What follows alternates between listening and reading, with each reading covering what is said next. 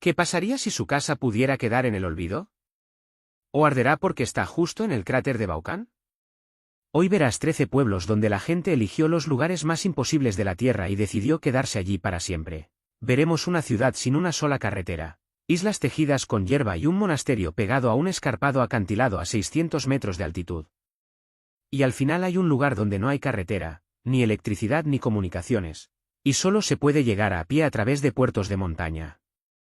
¿Estás listo? Estamos empezando. El puesto 13 de nuestro ranking nos lleva a la cálida Andalucía española, donde se encuentra el asentamiento montañés de Júzcar, que parece una auténtica anomalía espacial. Absolutamente todos los edificios aquí, desde edificios residenciales hasta una antigua iglesia y lápidas en el cementerio, están pintados de un deslumbrante azul brillante. Antes de esta monumental renovación, la ciudad vivía de la tradicional recolección de castañas en los bosques circundantes y su economía estaba en profundo declive. Los jóvenes partieron rápidamente hacia las grandes ciudades, dejando lentamente a Júzcar entre los cerros. El proyecto de cambio radical de imagen literalmente dio nueva vida a estas calles medio vacías.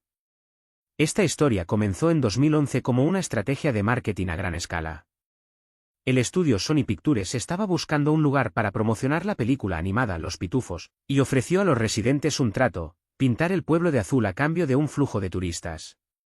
La operación requirió 4.000 litros de pintura. Antes de esto, Júzcar recibía no más de 300 personas al año, pero después de la transformación, este número saltó a 80.000 en solo 6 meses. El alcalde de la ciudad rápidamente se orientó y organizó nuevos trabajos, convirtiendo a las amas de casa locales en guías turísticas y a los garajes en tiendas de souvenirs. Cuando expiró el contrato, la compañía cinematográfica se ofreció a devolverle al pueblo su histórico aspecto blanco de forma gratuita. Sin embargo, durante una votación general, los vecinos decidieron dejar todo como estaba, al comprender que ser un lugar único en el mapa era más rentable económicamente.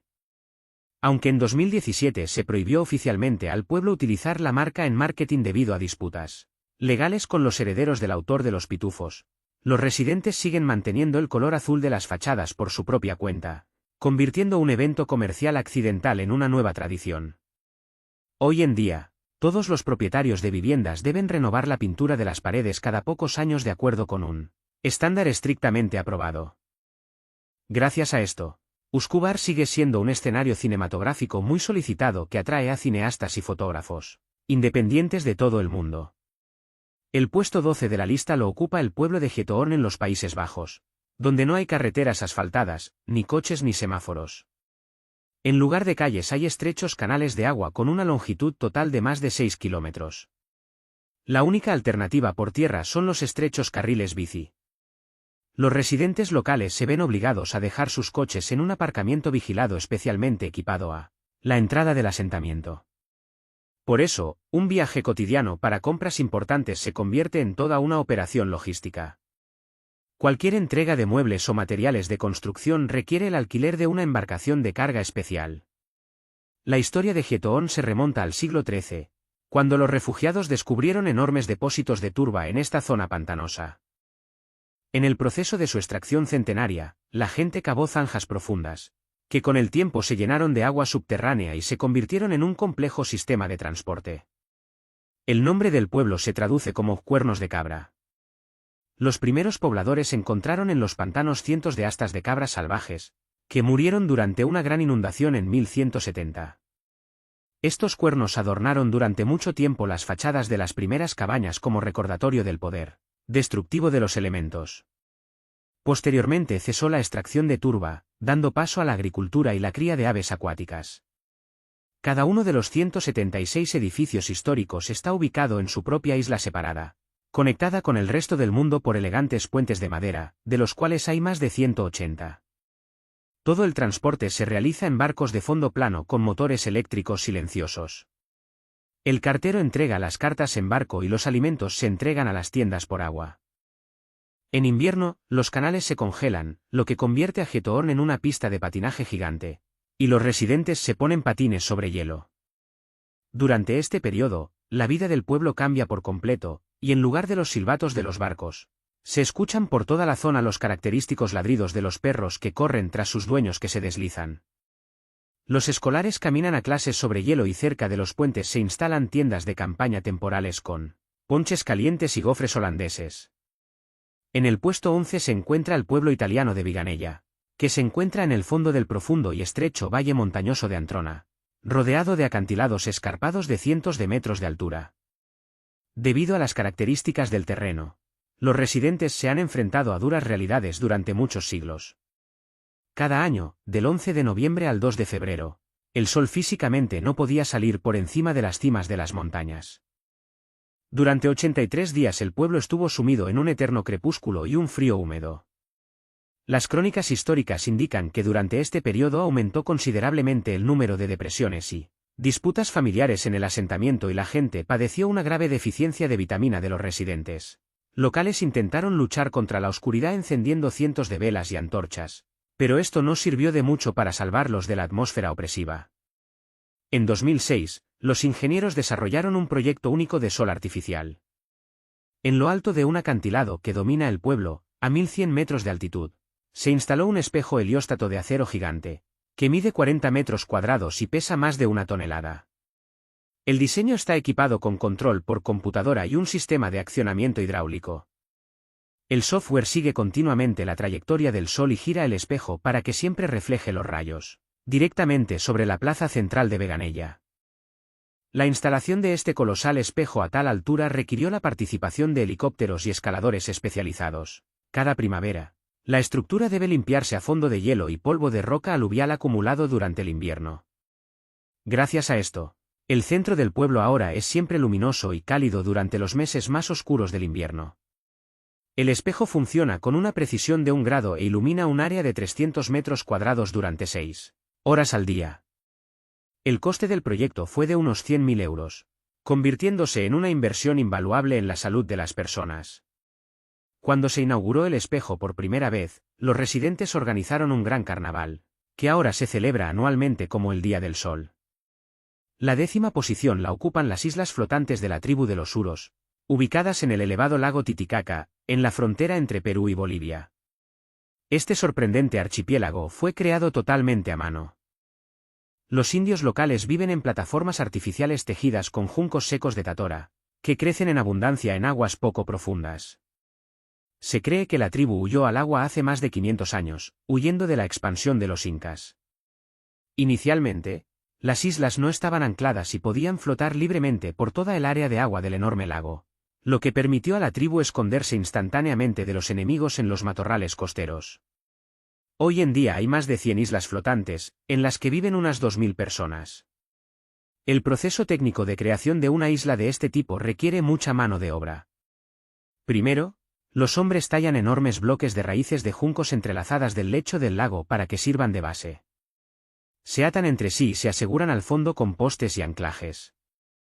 Luego se colocan encima decenas de capas de juncos recién cortados, cuyo espesor total alcanza los 2 metros.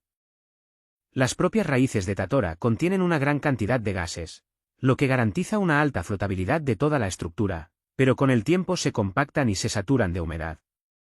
Las capas inferiores se pudren constantemente en el agua, por lo que los residentes deben agregar una nueva porción de pasto seco encima cada 2 o 3 semanas. El suelo bajo los pies salta suavemente y se oye el chapoteo del agua debajo de las capas de juncos. La gente construye sus casas, barcos y muebles con la misma hierba. Las islas tienen sus propias escuelas y campos de fútbol. Los fuegos para cocinar se encienden sobre piedras planas especiales para no quemar accidentalmente toda la isla. Si surge un conflicto grave entre vecinos, pueden simplemente dividir la isla en 2 partes y navegar en diferentes direcciones. En los últimos años, incluso pequeños paneles solares han aparecido en islas grandes, lo que permite a los indios ver televisión y cargar teléfonos móviles. El 9º lugar lo ocupa el pueblo lacustre de Gambier en Benín, reconocido como la comunidad lacustre más grande de África. Más de 3000 casas de madera, en las que viven unas 20.000 personas, se levantan sobre pilotes de bambú y de madera clavados en el fondo rocoso del lago Nukwe. Todas estas estructuras están conectadas entre sí mediante un complejo sistema de cuerdas que ayudan a mantener el equilibrio durante las fuertes tormentas del lago.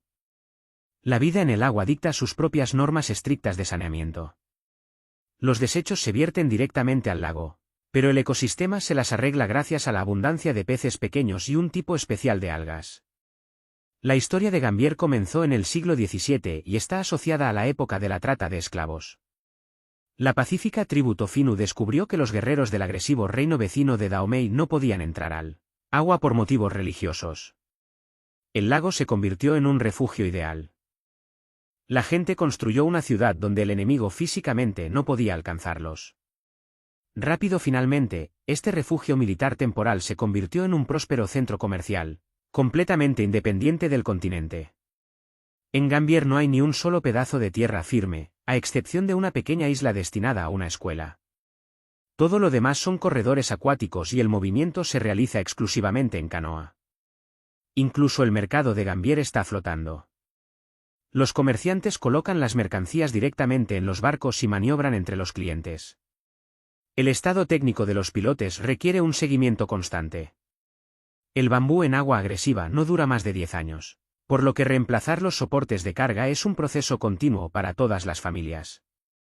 Los residentes logran criar ganado en pequeñas plataformas flotantes y muchos ancianos aquí no han puesto un pie en tierra firme durante décadas.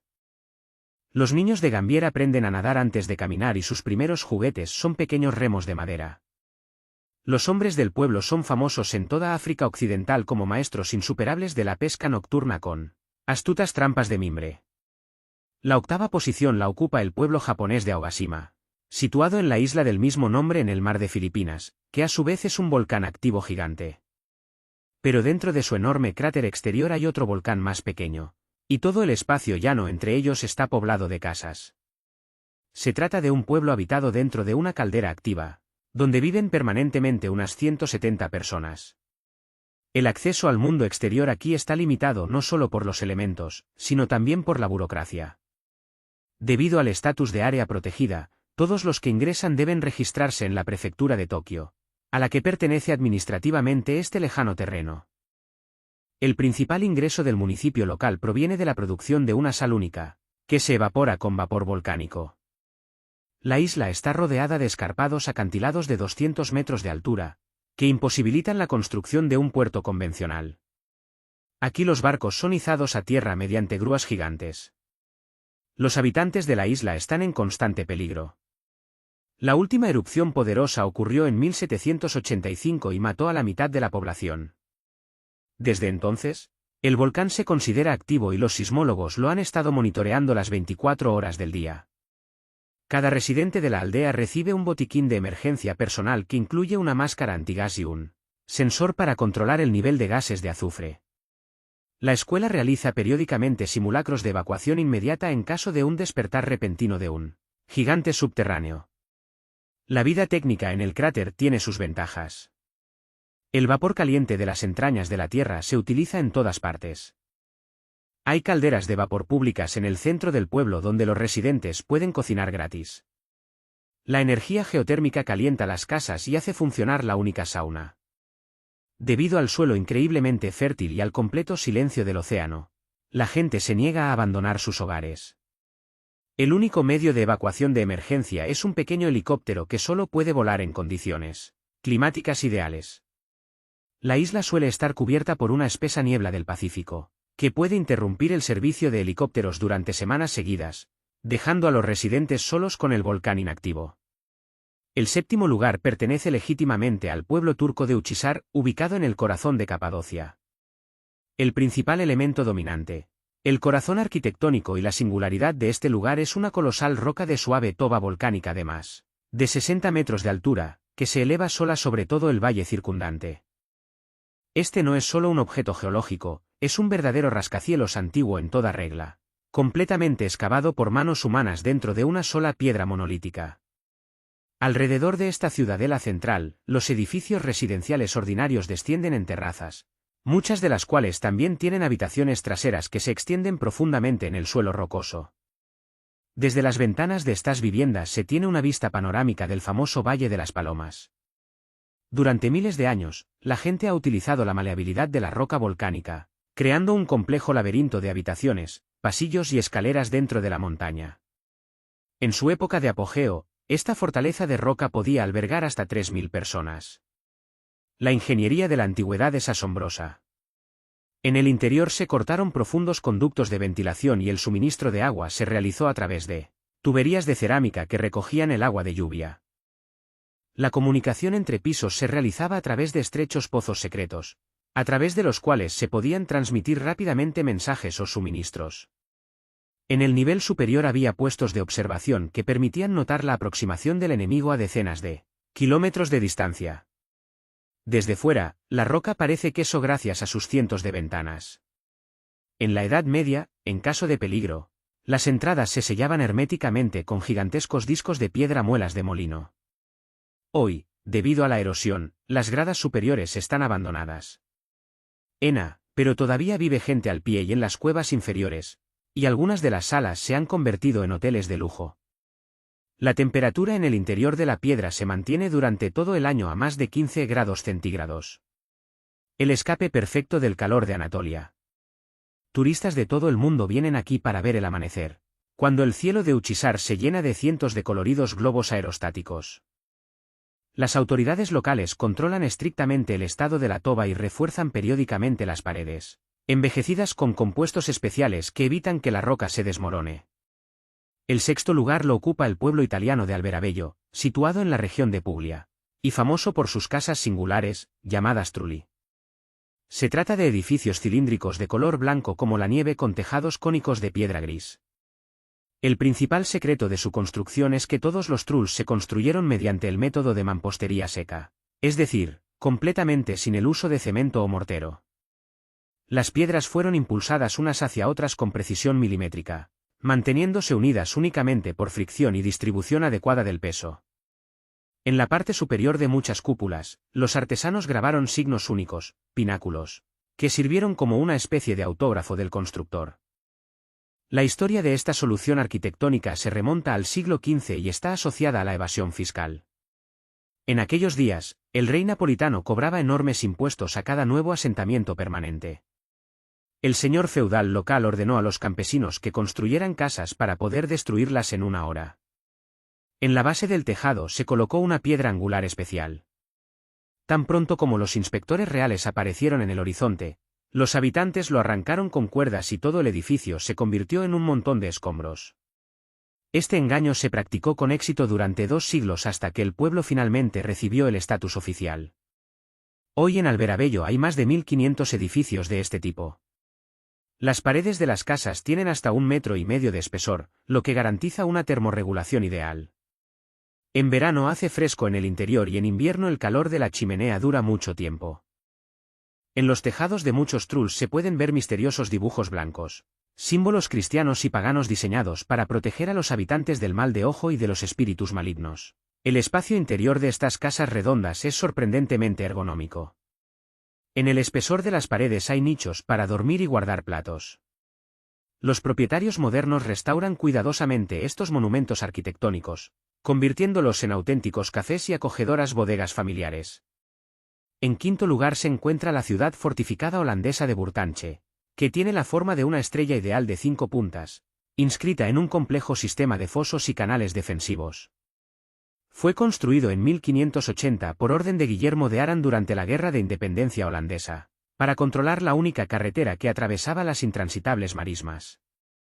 En aquellos tiempos, esta ciudadela era un punto estratégico clave que bloqueaba el paso a las tropas españolas que venían desde dirección a Jimbrania.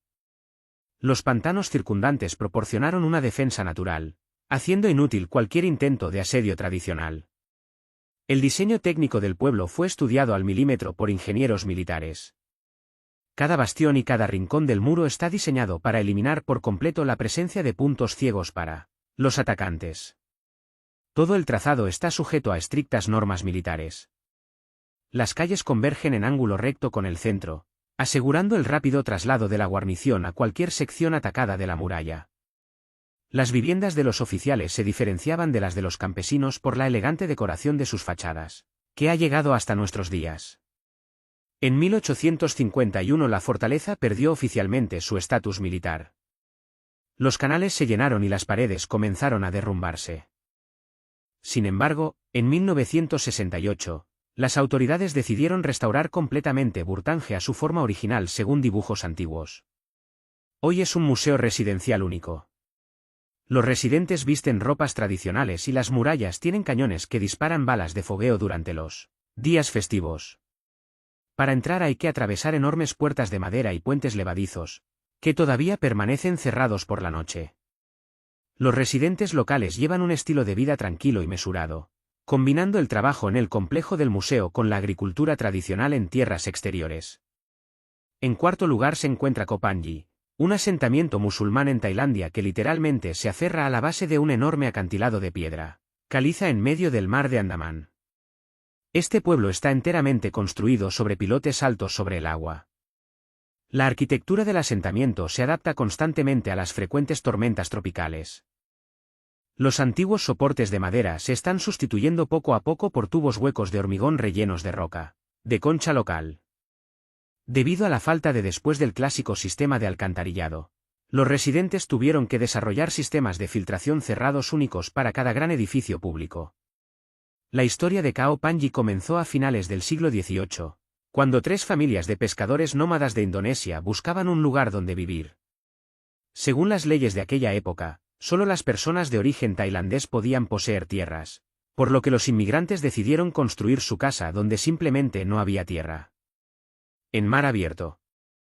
Eligieron la bahía de Phangan, donde un escarpado acantilado protege los edificios de los vientos monzónicos. Las primeras cabañas estaban conectadas entre sí mediante vacilantes postes de bambú, sobre los que solo podían moverse marineros experimentados. Con el tiempo, la comunidad creció, dando la bienvenida a nuevas familias de pescadores y comerciantes. Hoy viven aquí más de 1.500 personas. Una escuela, una mezquita con cúpula dorada e incluso una comisaría de policía descansan sobre miles de pilares de madera y hormigón. El objeto técnico más increíble del pueblo es un campo de fútbol flotante. Fue construido por niños locales a partir de restos de viejos barcos y balsas en 1986, porque no tenían dónde entrenar. Hoy en día es un diseño moderno y duradero con revestimiento de plástico.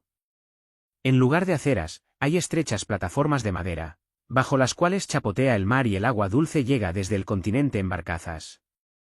El turismo se ha convertido en una parte importante de la economía local. Sin embargo, al anochecer y cuando se alejan los últimos barcos de excursión, Koh Phangan vuelve a su antiguo y apartado ritmo de vida. El tercer lugar lo ocupa Gasadalur, escondido en el extremo occidental de la isla de Vagar en el archipiélago de las Islas Feroe. Este lugar ha sido considerado durante mucho tiempo uno de los asentamientos más aislados de Europa. Un puñado de casas luminosas se alzan sobre una meseta verde en lo alto de un acantilado, justo al lado del cual la poderosa cascada de Mulafasur cae al océano desde una altura de 30 metros. La vida aquí está sujeta a un estricto calendario de cría de ovejas y pesca. Los lugareños aún conservan el estilo de vida antiguo, recogen huevos de aves silvestres en las rocas y preparan carne seca para el invierno en cobertizos especiales, de madera arrastrados por el viento salado.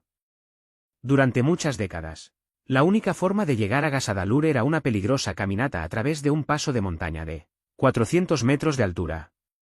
El cartero tenía que recorrer esta ruta 3 veces por semana, trepando rocas en cualquier tiempo para entregar cartas a los pocos residentes. Debido al aislamiento extremo, la población del pueblo estaba disminuyendo constantemente. Los aldeanos levantaban la carga y el ganado de los barcos utilizando tornos primitivos directamente a lo largo de la pared escarpada del acantilado. A menudo, los barcos no podían llegar a la orilla debido al fuerte oleaje y el pueblo se quedaba sin suministros durante muchas semanas. La situación no cambió hasta 2004, cuando los ingenieros excavaron en la roca un estrecho túnel de carretera de 1.700 metros de largo que conecta el asentamiento con la red de carreteras de las islas. Hoy en día solo viven permanentemente en el pueblo unas 18 personas. El clima aquí es duro.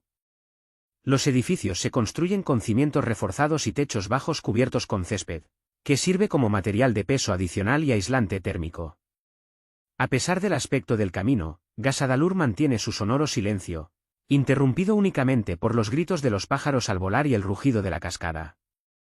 La segunda posición la ocupa Meteora en Grecia, que es un grupo de asentamientos monásticos construidos sobre gigantescos pilares de arenisca en las montañas de Tesalia. El nombre en sí se traduce del griego como flotar en el aire. Estas columnas naturales, de hasta 600 metros de altura, Se formaron hace más de 60 millones de años bajo la influencia de movimientos tectónicos de agua y viento. Cada roca tiene una forma única, y los antiguos ermitaños primero habitaron las cuevas kársticas naturales en su base antes de decidir asaltar los picos inaccesibles.